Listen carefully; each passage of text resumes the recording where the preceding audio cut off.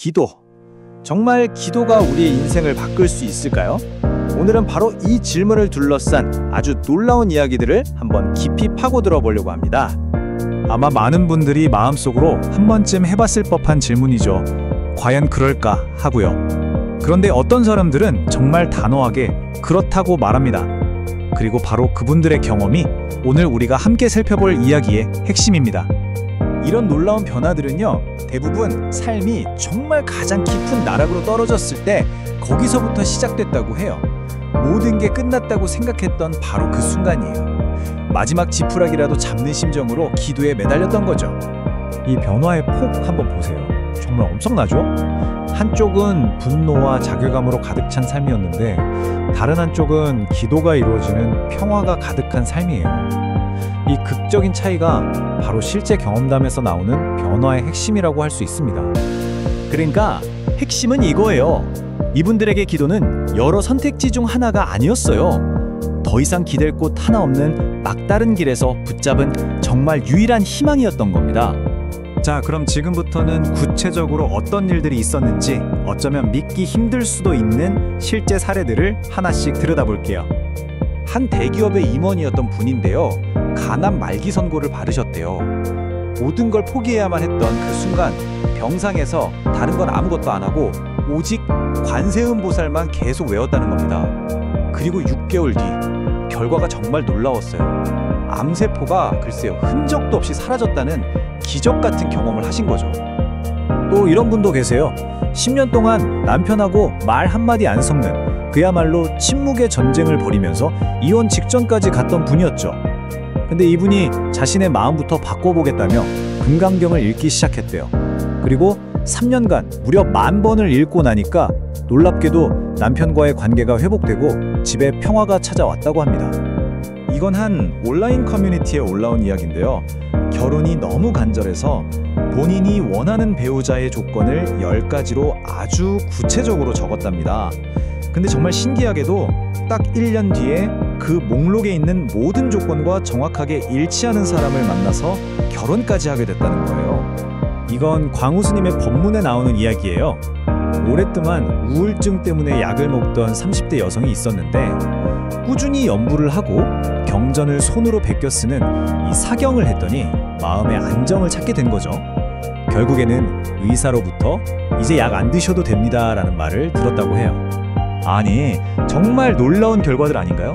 그럼 대체 이분들은 구체적으로 뭘 어떻게 한 걸까요? 이 질문을 시작으로 이제 그 실천 방법들을 한번 파헤쳐 보겠습니다. 이 모든 변화의 뒤에는요, 아주 구체적이고 꾸준한 실천이 있었습니다. 그냥 막연히 소원을 비는 것, 그걸 훨씬 뛰어넘는 무언가가 있었던 거죠. 아까 그 완벽한 배우자를 만났다는 분 있죠? 그분이 직접 공유한 기도 성취 4단계예요. 굉장히 체계적이지 않나요? 정성껏 공양을 올리는 걸로 시작해서 원하는 걸 아주 디테일하게 적고 또 꾸준히 경전을 읽는 과정을 거쳐서 마침내 기도가 현실이 되는 걸 목격했다는 겁니다. 여러 사례들을 보면 공통적으로 나오는 실천 방법들이 바로 이것들입니다.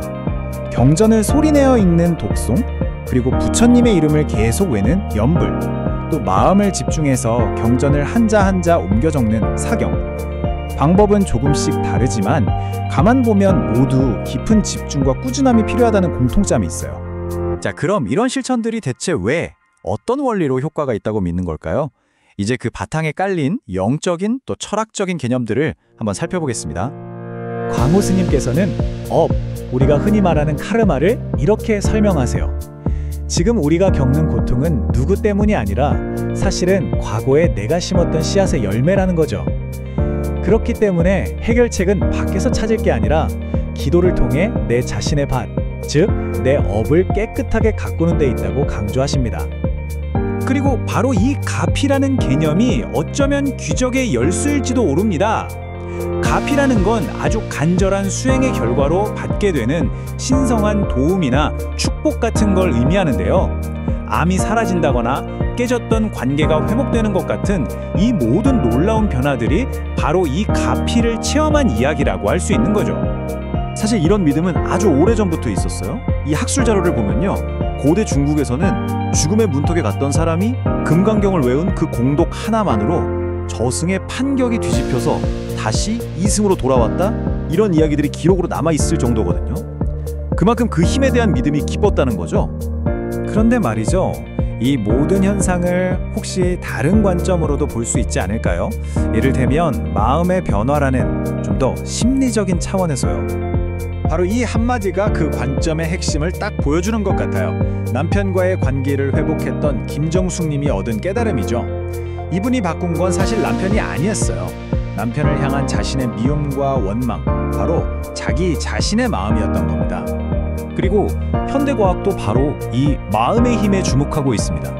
실제로 여러 연구를 보면요, 명상이나 염불 같은 이런 불교 수행법들이 스트레스를 줄이고 마음을 치유하는데 측정 가능한, 그러니까 실질적인 효과가 있다는 게 계속 밝혀지고 있거든요.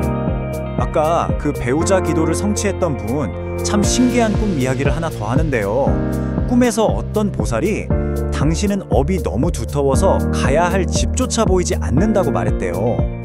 이건 어쩌면 외부에서 오는 기적이라기보다는 자신의 내면, 즉 업을 똑바로 마주하고 정화해 나가는 깊은 심리적인 여정을 보여주는 상징적인 장면 아닐까요? 결국 우리는 이 질문으로 돌아오게 됩니다. 이 모든 놀라운 변화들, 과연 외부에 어떤 신비로운 힘이 작용한 결과일까요? 아니면 수행을 통해 한 사람의 내면과 세상을 보는 눈이 완전히 바뀌면서 그 사람을 둘러싼 현실 자체가 재구성되는 걸까요? 그 답에 대한 판단은 여러분 각자의 몫으로 남겨두겠습니다.